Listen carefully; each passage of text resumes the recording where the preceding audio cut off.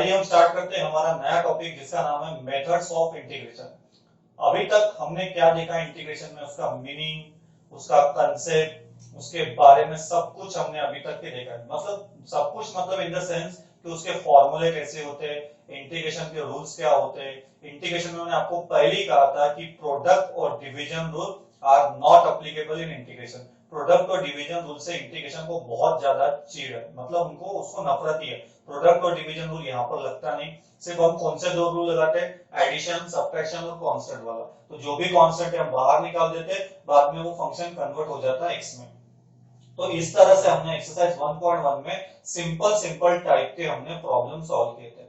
अब जैसे कि मैं आपको अभी बताने वाला हूँ, जैसे आप जब भी ये हमारा प्रॉब्लम सॉल्व करेंगे इंटीग्रेशन के, तो यहां से जो मैं भी आपको मेथड बताने वाला हूँ, मतलब मैं मेरे टाइप की बात बताता हूँ। इवन जब मैं 12th में था तब मुझे भी जब इंटीग्रेशन जब स्टार्ट हुआ था ना, तो ये इंटीग्रेशन में मेरे सर ने कहा था कि जिसका डेरिवेटिव अच्छा रहेगा उसका इंटीग्रेशन आराम से आ जाएगा। लेकिन integration as compare to derivative से काफी लेंथी है, और इंटीग्रेशन की सारी कमजोरी सर ने मुझे पहले ही कहा था। उसके फॉर्मूले, उसके बेसिक रूल, और पूरा अगर इंटीग्रेशन अगर डिपेंड है तो ये इसके ऊपर डिपेंड है, जिसका नाम आपके सामने लिखा है इंटीग्रेशन बाय सब्स्टिट्यूशन। अगर किसी भी स्टूडेंट को इंटीग्रेशन के ऊपर में बोलते हैं ना मास्टरी और महारत अगर हासिल करना है, तो आपको ये टाइप आना बहुत जरूरी है, इंटीग्रेशन बाय सब्स्टिट्यूशन। जिस स्टूडेंट को ये पहला टाइप अगर आ गया, मतलब यहाँ से बोलते हैं ना हमारे इंटीग्रेशन के 3 विलन्स आ चुके। पहला क्या नाम बताया हमने, integration by substitution. Actually villain नहीं है, हीरो वाइज काम है। लेकिन अगर आपको इंटीग्रेशन में पकड़ बनाना है पूरी मजबूती से, तो आपको सब्स्टिट्यूशन टाइप आना बहुत जरूरी है। सब्स्टिट्यूशन क्या होता है क्या नहीं, ये सब मैं आपको बाद में बताऊंगा। पहले मैं इसका इंट्रोडक्शन देता हूँ कि इसमें हमको पढ़ना क्या। जैसे आपको दिख रहा होगा कि सर ने 3 ही टाइप ले।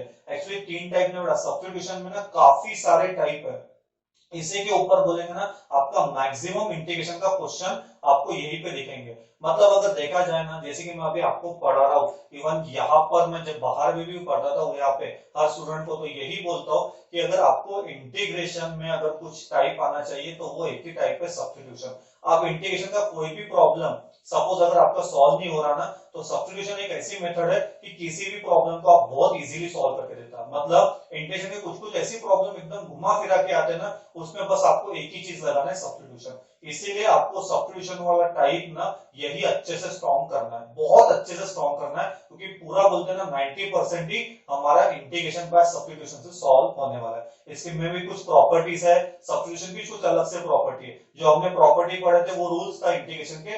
अभी जो मैं आपको थोड़े बाद के लेक्चर में जो आपको बताऊंगा, तो उसकी कुछ प्रॉपर्टी है, वो प्रॉपर्टी से हम कोई भी इंटीग्रेशन का प्रॉब्लम इजीली हम डायरेक्ट लिख सकते हैं। वो तो हम बाद में डिस्कस करेंगे।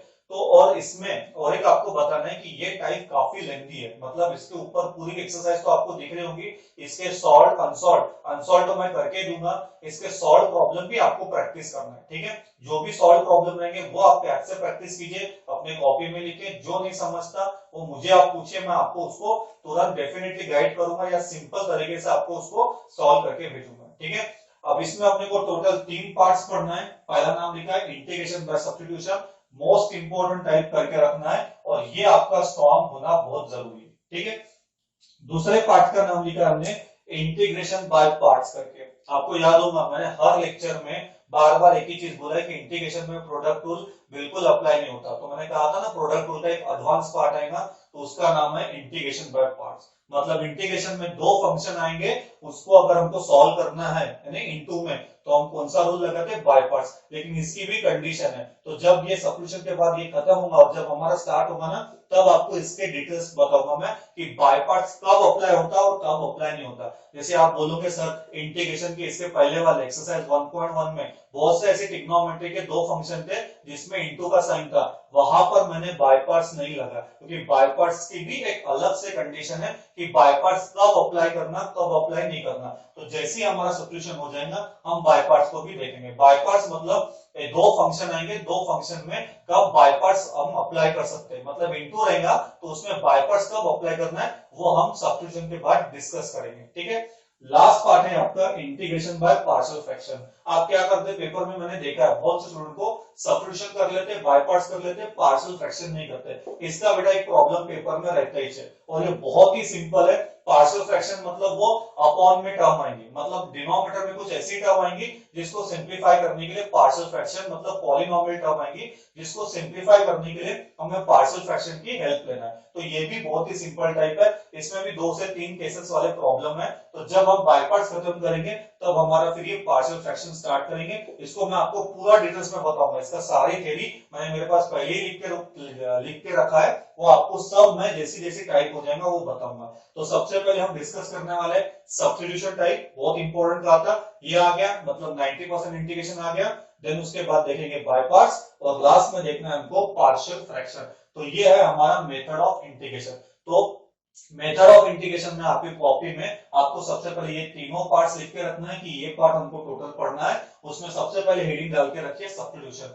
सब्स्टिट्यूशन का एक छोटा सा थ्योरम है, वो थ्योरम भी मैं आपको बताने वाला हूँ। क्या है, अपना ये नया सिलेबस है, कुछ बोल नहीं सकते कैसा है करके, इसलिए मैं आपको इसका थ्योरम करके बताऊंगा। वो थ्योरम भी आपको ध्यान रखना है, छोटा सा थ्योरम है, सिंपल लैंग्वेज में आपको बताऊंगा। और उसके बाद बोलूंगा कि सब्स्टिट्यूशन में एक्चुअली करना क्या है क्या नहीं करना है, वो हम एक अलग से लेक्चर उसको मैं आपको बहुत ही इंटरेस्टिंग तरीके से आपको बताने वाला हूँ। लेकिन इसके लिए मुझे आपकी हेल्प लगेगी बार बार। अब इसमें सब्स्टिट्यूशन सॉल्व करने के लिए, सब्स्टिट्यूशन है बहुत सिंपल बेटा, लेकिन इसमें ना आपको इंटीग्रेशन और डेरिवेटिव के दोनों फॉर्मूले साथ में लर्न होना जरूरी है।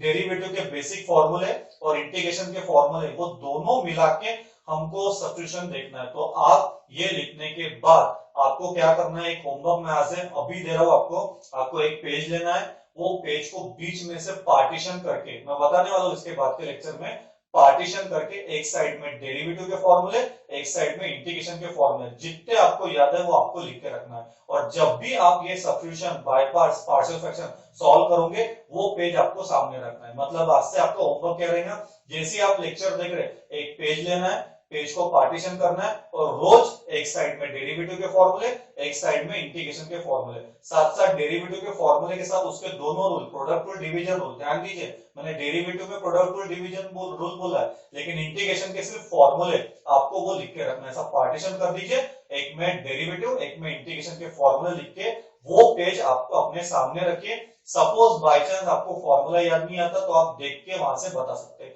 आप, लेकिन याद से ये आपको करना है कि पार्टीशन करके डेरिवेटिव और इंटीग्रेशन के फॉर्मूला लिखना है। उससे आपको ना इतना इंटरेस्टिंग लगेगा ये टॉपिक कि आपको बहुत ही सिंपल लगने वाला है। ठीक है, तो आप जल्दी से काम कीजिए, ये लिख लीजिए और पेज पार्टीशन करके पहले याद कीजिए। पहले मैं आपको बार बार बता रहा हूं, पहले आप फॉर्मूले याद कर लीजिए, उसके बाद ही बिना देखे उसको लिखिए और बाद में चेक कीजिए कि मेरे कितने फॉर्मूले सही है। हो सकता है कि पहले इसमें आपके 5 या 6 सही आएंगे या 7 या 8 आएंगे, धीरे धीरे देखना आपकी मतलब जो करेक्शन है वो बढ़ते हुए जाएगा और आखिरी में आपके सारे फॉर्मूले करेक्ट आएंगे। मैंने भी वैसे प्रैक्टिस किया था, वो भी मैं आपको बता रहा हूँ। तो प्लीज आप उसको ये लिखने के बाद वो फॉर्मूले, डेरिवेटिव और इंटीग्रेशन एक पेज पे लिखना है। Thank you.